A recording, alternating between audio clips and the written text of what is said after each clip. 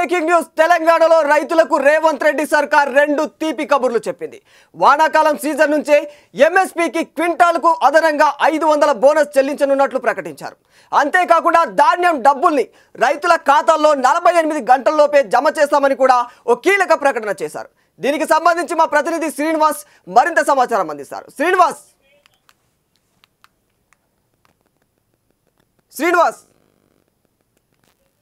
చెప్పండి రాధాకృష్ణ. రైతులకు రేవంత్ సర్కార్ గుడ్ న్యూస్ కి సంబంధించి పూర్తి వివరాలు ఏంటి శ్రీనివాస్? దీనికి సంబంధించి ముఖ్యమంత్రి రేవంత్ రెడ్డి కొద్దిసేపటి క్రితము కీలకమైనటువంటి ఆదేశాలు అయితే జారీ చేసినటువంటి తెలంగాణలో ఉన్నటువంటి మొత్తం జిల్లాల్లో కొనుగోలు కేంద్రాలకు సంబంధించినటువంటి విషయంలో చాలా ఆదేశాలు అయితే ఇవ్వడం జరిగింది. ప్రధానంగా సన్నవడ్లకు సంబంధించినటువంటి విషయంలో ఇప్పటికే 500 రూపాయల బోనస్ ఇస్తామని చెప్పేసి ఏదైతే ఎంఎస్పీకి మినిమం సేల్ ప్రైస్ ఏదైతే ఉంటుందో దానికి 500 రూపాయల బోనస్ విషయాన్ని కూడా ఇప్పుడే ప్రకటించడం జరిగింది. ముఖ్యంగా 48 గంటల్లోనే రైతుల ఖాతాలలో డబ్బులు జమ అయ్యే విధంగా ఆదేశాలు అయితే ఇవ్వడం జరిగింది. ముఖ్యంగా సన్నవడ్లకు బోనస్ ఇవ్వడం అనేది ఇప్పటికే మొత్తానికి దేశంలోనే ఇదే మొదటిసారి 500 రూపాయలు బోనస్ ఇవ్వడం అనేటువంటి విషయాన్ని అయితే రేవంత్ రెడ్డి ప్రధానంగా చెప్తున్నటువంటి పరిస్థితి. దీంతో పాటుగా మొత్తానికి కాంటాలైనా కానివ్వండి, మిగిలినటువంటి తాలు తప్ప మిగిలినటువంటి విషయాలలో రైతులను ఇబ్బంది పెట్టేటువంటి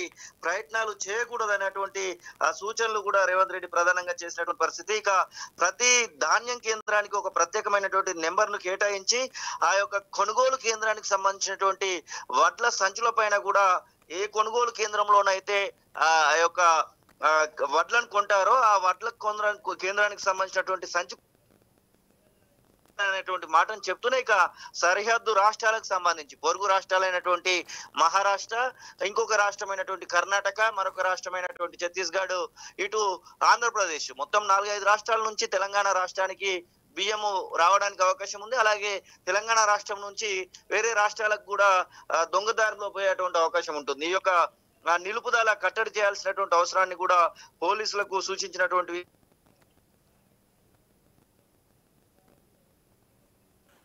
తేమ పేరుతో రైతులను మోసం చేసేటువంటి ఆ పరిస్థితి తీసుకురావద్దు అంటూనే ఇంకా ఎవరైనా ఇలాంటి పరిస్థితి చేసినట్టే ఉంటే మాత్రం వారిపైన క్రిమినల్ కేసులు కూడా పెట్టడానికి వెనకాడమనేటువంటి ఆ యొక్క విషయాన్ని అయితే రేవంత్ రెడ్డి చెప్పడం జరిగింది. ఇక మొత్తానికి ప్రతి ఫిర్యాదును కూడా బాధ్యతగా స్వీకరించాలనేటువంటి మాటను చెప్పడం జరిగింది. ఇంకా వాతావరణ శాఖతోని ఎప్పటికప్పుడు ప్రతి గంటకోసారి కొనుగోలు కేంద్రాలు ఆ టచ్ లో ఉండాలనేటువంటి మాటను చెప్పడం జరిగింది. ఇక ప్రతిరోజు ధాన్యం కొనుగోలు కేంద్రాలను పరిశీలించాల్సిందే అంటూ ఇటు ఐకేపీ కేంద్రాలకు సంబంధించినటువంటి అధికారులను అయితే ఆదేశించడం పరిస్థితి.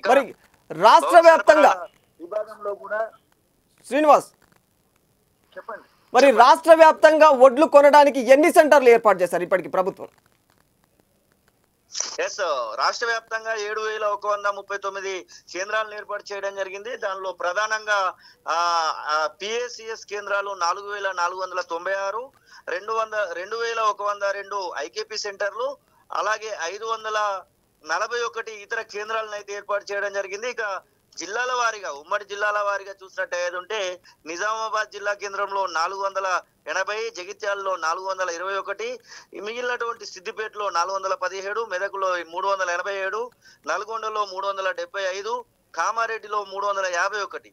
అత్యల్పంగా ఆదిలాబాద్ జిల్లాలో కేవలం 3 కొనుగోలు కేంద్రాలు మాత్రమే ఏర్పాటు చేసినటువంటి పరిస్థితిని మనం చూస్తా ఉన్నాము. ఇక మొత్తానికి మనకు తేమ విషయంలో చాలా వరకు రైతులు ఇబ్బంది పడతా ఉంటారు. అంటే ముఖ్యంగా వర్షకాలంలో ఉన్నాం కాబట్టి తేమ విషయంలో ఇబ్బందులు పడతా ఉంటారు. కాబట్టి తేమ శాతాన్ని కూడా నిర్ణయించడం జరిగింది. 17% మించి తేమ దాటకూడదు. వ్యాపారులు 25%, ఆపై తేమ ఉన్నా గానీ కొనుగోలు చేసేటువంటి పరిస్థితిని క్రియేట్ చేయాలని చెప్పేసి అయితే చెప్పినటువంటి సిచ్యువేషన్ అయితే చూస్తా ఉన్నాం. ఏది ఏమైనప్పటికీ సన్నవడ్లు వేసినటువంటి వారికి మాత్రము ఎంఎస్పీ మీద 500 రూపాయల బోనస్ అనేది ఈ యొక్క సీజన్ నుంచే ప్రారంభం అయితే కానుంది. రాధాకృష్ణ, మరి అంటే ప్రభుత్వం తీసుకున్న ఈ నిర్ణయంపై అన్నదాతల రియాక్షన్ ఏ విధంగా ఉంది శ్రీనివాస్? ఖచ్చితంగా అంటే అన్నదాతలు మొదటి నుంచి కూడా ఈ విషయంలో కొంచెం సంతోషంగా ఉన్నట్టుగానే తెలుస్తుంది. ఎందుకంటే 2 లక్షల లోపు ఉన్నటువంటి రుణాలను మాఫీ చేయడము, ఆ తర్వాత ఇచ్చినటువంటి మాటల్లో భాగంగా వరంగల్ రైతు డిక్లరేషన్ లో భాగంగా ఇచ్చినటువంటి మాటను లోబడి ఇటు బోనస్ కూడా ఇస్తుండడము, ఇవన్నీ కనుక ఖచ్చితంగా సజావుగా జరిగినట్టు ఏది ఉంటే మాత్రం అన్నదాత మోముల్లో ఖచ్చితంగా చిరునవ్వును అయితే చూడబోతుంది అని చెప్పుకోవచ్చు. Radhakrishna, thank you Srinivas, thank you so much.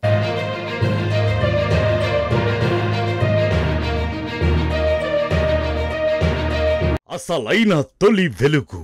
Follow WhatsApp @తొలి వెలుగు official.